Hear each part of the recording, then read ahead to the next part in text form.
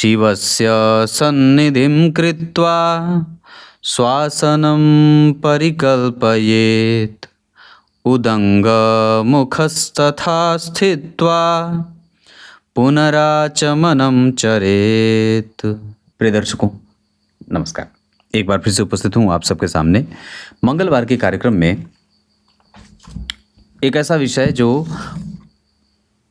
सूर्य, चंद्रमा, शनि, मंगल, बुध और गुरु सबको मिला करके लागू होता है। मतलब कई बार ऐसा होता है कि आपकी कुंडली में कोई एक ऐसा मैं सिद्धांत बता देता हूँ जिसमें सिर्फ एक ग्रह जिम्मेदार होता है। मैं लाइव आता हूँ रात्रि 8:15 शनिवार को। प्रत्येक शनिवार को रात्रि 8:15 पे आप लाइव जुड़िए इसी चैनल पे, नकुल पाराशर ज्योतिषीय लक्ष्य इस चैनल का नाम है। कार्यक्रम प्रत्येक दिन का देखा करिए। अगर नोटिफिकेशन आपको ना मिलता हो तो भी होम पेज पर जाकर के भी नित्य रात्रि 8 बजे का कार्यक्रम देख सकते हैं। विषय ये कहता है कि कोई भी व्यक्ति बहुत बड़ा उद्योगपति कैसे बनता है।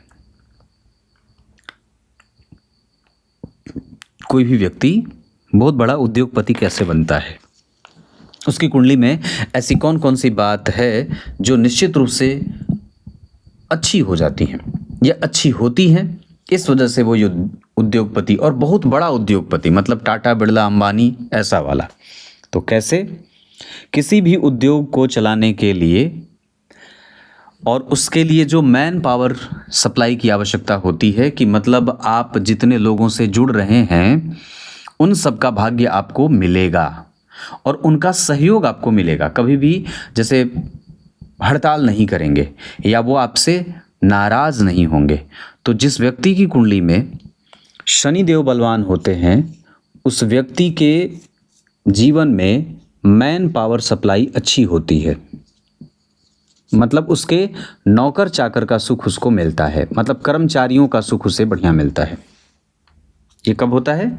जब जन्म कुंडली में अगर आप उद्योगपति बनना चाहते हैं, बड़ा उद्योगपति बनना चाहते हैं, तो आपकी कुंडली में शनि देव का बलवान होना अत्यंत आवश्यक होगा। ये कैसे बलवान होंगे? 7 नंबर में, 10 नंबर में, 11 नंबर में, 3 नंबर में ये ज़्यादा बलवान माने जाते हैं। 6 नंबर में भी अगर बैठे हैं तो। दूसरा ग्रह जो ज़्यादा जिम्मेदार होगा, शनि सबसे पहले जिम्मेदार हैं बड़ा उद्योगपति बनने के लिए शनि देव का। मैंने ये बात बहुत कुंडलियों में देखी भी है। जिसकी कुंडली में शनि देव ज़्यादा बलवान होते हैं उसकी कुंडली में या वो व्यक्ति महान उद्योगपति में की लिस्ट में शामिल होता है। उसके बाद दूसरे नंबर पे महान उद्योगपति बनने में सूर्य की भूमिका होती है। ये जब ठीक रहेंगे तो आपको सरकारी तंत्र से लाभ होता रहेगा, मतलब आपको सरकार से फायदा होता रहेगा। सरकार की नीतियां आपके विपक्ष में नहीं जाएंगी या कोई भी सरकार आपके विरुद्ध नहीं आएगी, है ना। उदाहरण दे सकते हैं कि बाबा रामदेव की कुंडली में हो सकता है कि सूर्य की ऐसी कमजोरी है इस वजह से कई बार उन पे सरकारी संस्थाओं की हंटर घूम जाती है। उदाहरण दे रहा हूँ, भगवान जाने क्या है, पर ऐसा हो सकता है। उदाहरण दे रहा हूं ऐसा मैं आपको समझाने के लिए।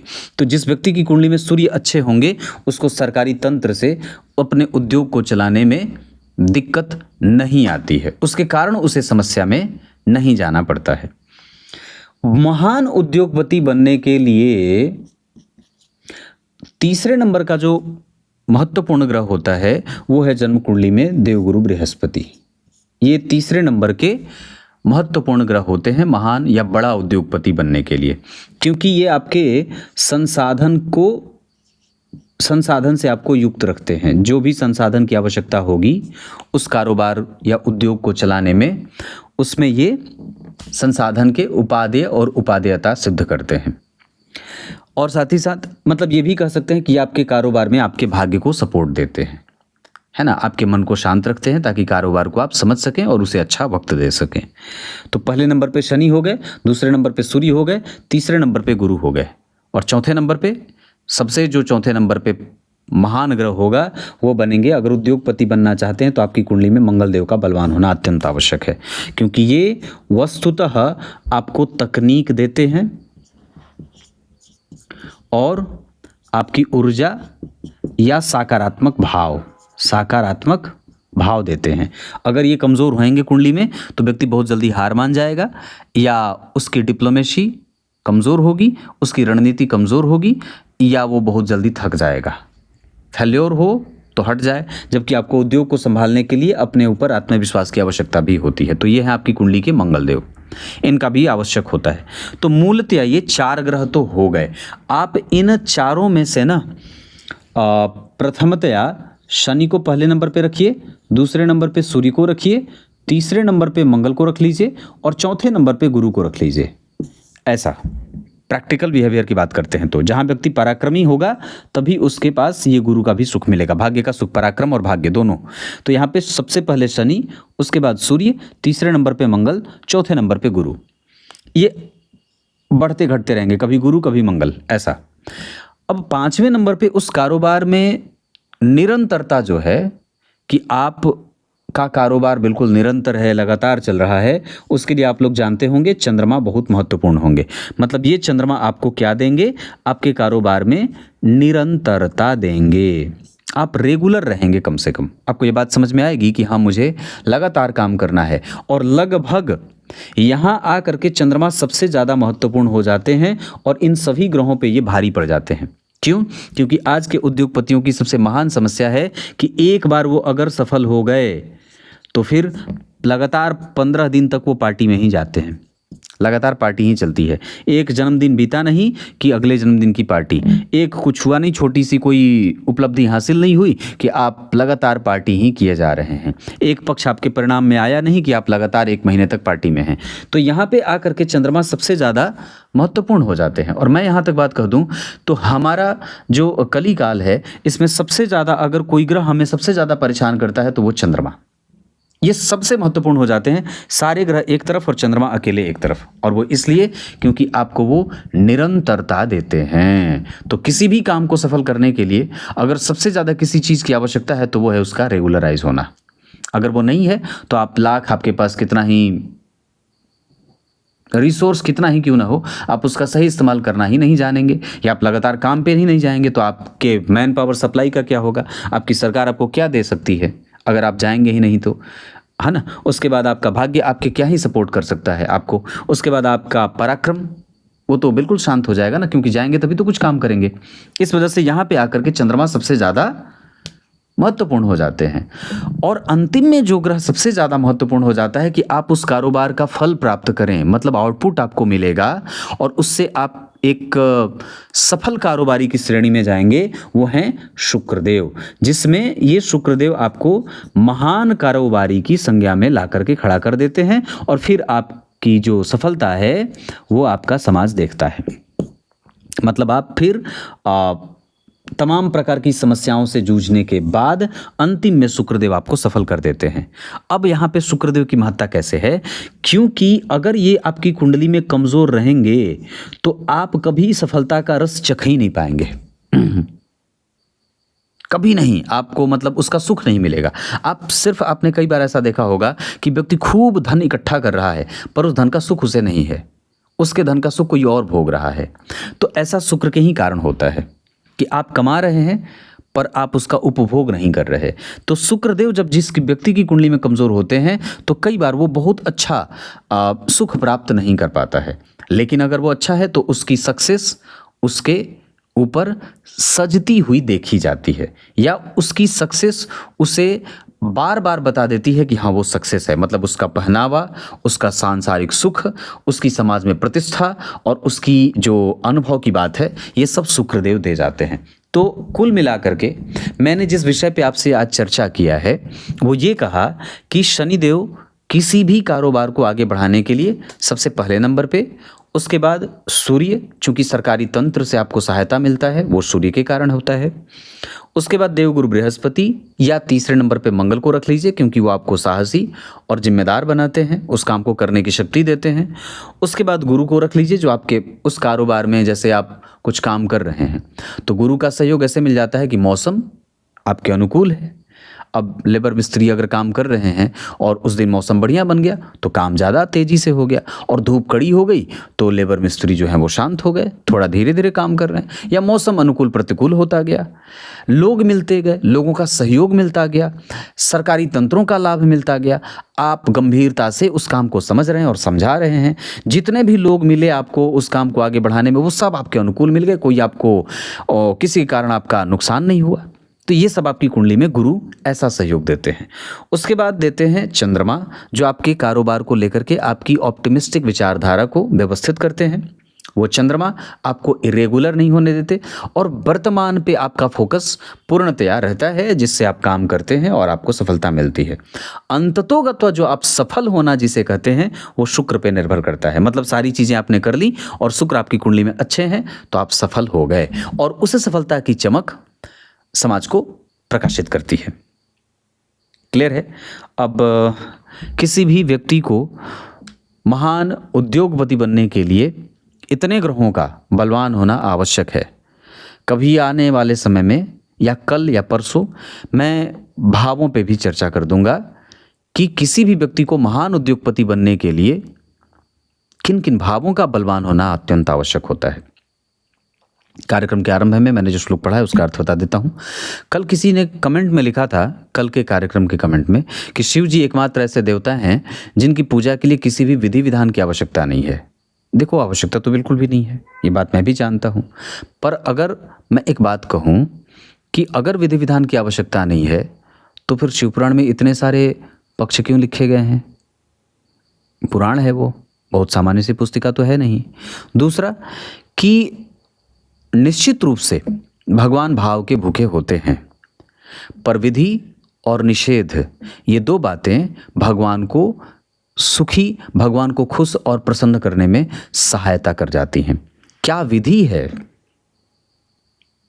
पूजा करने की, किन किन बातों का निषेध है, ये कौन बताएगा? और ये किसको नहीं जानना चाहिए? आपकी आत्मा बिल्कुल शुद्ध है, पर आपका मन बिल्कुल ही बड़ा पवित्र है, पर फिर भी अगर ज्ञान रहेगा तो आप निश्चित रूप से उस मन को और भी ज़्यादा अच्छे तरीके से पूजा पाठ करके जो भी करते हैं आप उसमें 100% आप लगा देते हैं।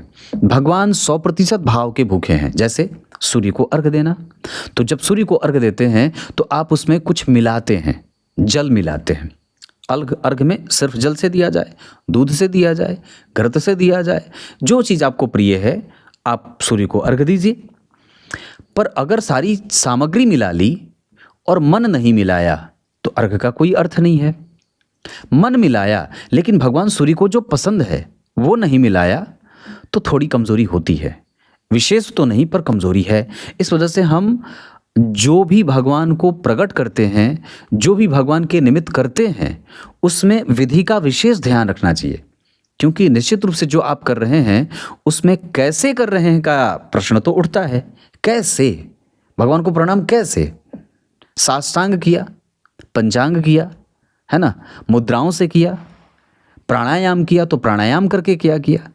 तो जैसे उस जितना ही महत्व आपके मन के शुद्ध होने का होता है उससे बिल्कुल भी कम विधि का नहीं होता। विधि होना ही चाहिए। जैसे भगवान को भोग लगाने की विधि है, हम कैसे भगवान को भोग नहीं लगा सकते, हम किन किन बातों का ध्यान भगवान की पूजा करते समय रखेंगे, ये हमें जानना चाहिए। वो हमारे इष्ट हैं, वो किस चीज़ से प्रसन्न होते हैं, क्या उनको पसंद नहीं है, ये जब तक नहीं जानेंगे तब तक आपकी आत्मा भी उसमें पूर्ण तरीके से नहीं रमेगी, है ना। तो विधि है और हमें उसका ध्यान रखना चाहिए। किसी भी काम को करने का एक जो है वो प्रोसेस होता है। जब तक आप उस प्रोसेस को फॉलो नहीं करेंगे, जैसे मन को ही शांत करना है तो मन तो अचानक ऐसे शांत होगा नहीं। तो जिस तरीके से आप अपने मनोराज्य को शांत करते हैं, वैसे ही भगवान की पूजा करने की भी एक विधि है। और जब तक आप वो विधि पूर्णतया पालन नहीं करेंगे तब तक पूजा अधूरा है। जैसे क्या कहते हैं, पूजा अधूरी है। दूसरा एक बात और भी है, आपने सब कुछ कर लिया, सारी पूजा बहुत विधि विधान से कर ली, पूरे जितने भी कर्मकांड के जितने भी स्रोत होते हैं उस सबको काफ़ी बाकायदा आपने पढ़ा है और सबके हिसाब से आपने काम किया है, पर आरती नहीं की, पुष्पांजलि नहीं किया, भगवान को फल का अर्पण नहीं किया, तो नुकसान तो है, उस पूजा का कोई फल नहीं है। निश्चित रूप से भगवान ने गीता जी के दूसरे अध्याय में भी बात कही है कि सकाम संकल्प और निष्काम संकल्प दोनों ही होता है। सकाम संकल्प अगर आप ले रहे हैं और पूजा में अगर कोई गलती होती है तो उस सकाम संकल्प का फल आपको नहीं मिलेगा या कम, या उसका दोष भी आपको लगेगा। जबकि अगर आप पूजा कर रहे हैं, भगवान को प्रसन्न करने की कोशिश कर रहे हैं और निष्कामता से युक्त होकर के कर रहे हैं, निष्काम संकल्प कर रहे हैं, तो आप उसमें गलती कर भी रहे हैं तो भी कोई बात नहीं है, क्योंकि आपने भगवान से वैसे भी कुछ नहीं मांगा है। तो ये होता है विधि और ये होता है निषेध। मतलब आप जो कर रहे हैं उसमें शास्त्र की क्या आज्ञा है, शास्त्र क्या कहता है, कितने बजे जग जाएं। अब सामान्य बात है, इस पे जब बात कहूँ तो बड़ी लंबी बात हो जाएगी, पर जैसे हमारे यहाँ शास्त्र में बात है कि सूर्योदय से पहले जग जाओ, तो सूर्योदय से पहले जग करके भगवान की पूजा करो, ये विधि हो गया। ये विधि है कि आप सूर्योदय से पहले जगिए और भगवान की पूजा करिए। निषेध क्या है कि आप सूर्योदय के सूर्य को अर्घ दें तो सूर्य दिखना नहीं चाहिए, ये निषेध है। कि निषेध है ये कि जब भी आप सूर्य को अर्घ देते हो तो सूर्य आपको दिखने नहीं चाहिए। ये विधि भी है और ये निषेध भी है। निषेध कैसे कि आपको जब सूर्य को अर्घ दे रहे हैं और सूर्य आपको दिखाई दे रहे हैं, इसका मतलब है कि आप विलंब से हैं। फिर तो यही बात हो गई कि भाई मैं भगवान के आत्मा से भगवान की पूजा कर रहा हूँ, तो उसमें तो गड़बड़ी भी है, क्योंकि फिर आप उसमें स्वतंत्रता अपनी ढूंढ रहे हैं। नहीं, मैं तो मन से तो बड़ा शुद्ध हूँ। तो ये आज के कलयुग का प्रभाव है, जहाँ हम ये बात कह के बहुत सारी चीज़ें टाल जाते हैं या अपने आप को मना लेते हैं या रोक लेते हैं। नहीं, ये तो आत्मा की बात है, भगवान आत्मा से भी, आत्मा प्रसन्न है, खुश है, आत्मा से कर रहे हैं तो बहुत अच्छी बात है। पर ये कलयुग का तर्क भी होता है ना। उस श्रेणी का बनना होगा, तब जा कर के भगवान आपकी आत्मा की शुद्धता और अशुद्धि का ध्यान नहीं रखते। प्रहलाद बनना होगा, ध्रुव बनना होगा। अब ऐसे नहीं कि ऐसे ही जो है वो रगड़ रहे हैं और भगवान को कह रहे हैं मैं तो आत्मा से पूजा कर रहा हूँ। नहीं, काम ऐसे नहीं चलेगा। भगवान को चाउमीन भोग लगा दिए, बिस्कुट भोग लगा दिए, कुछ भी दालमोट भोग लगा दिया, ऐसे नहीं होता है। भगवान वो आपके तो उसको देखेंगे भी नहीं, क्योंकि भगवान को भोग लगाने की वस्तु बड़ी ही शुद्ध तरीके से बनाई जाती है और उसकी अपनी विधि है। बहुत बड़ी बात हो गई, 5 मिनट तो इस पे ही बोल दिया। तब तक के लिए कल एक बार फिर से उपस्थित होंगे। बहुत बहुत नमस्कार।